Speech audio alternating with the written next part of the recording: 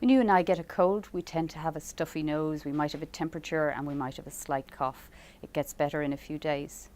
If a small baby gets a cold, it can go down onto their chest, and we call this bronchiolitis. So they start with the stuffy nose and the runny nose, and then they develop a cough that seems to last sometimes forever, but generally it gets worse for about the first 3 or 4 days.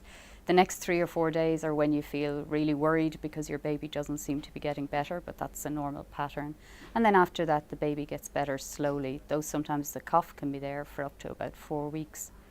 It's usually caused by a virus, so no antibiotic or medicine will help you get better faster.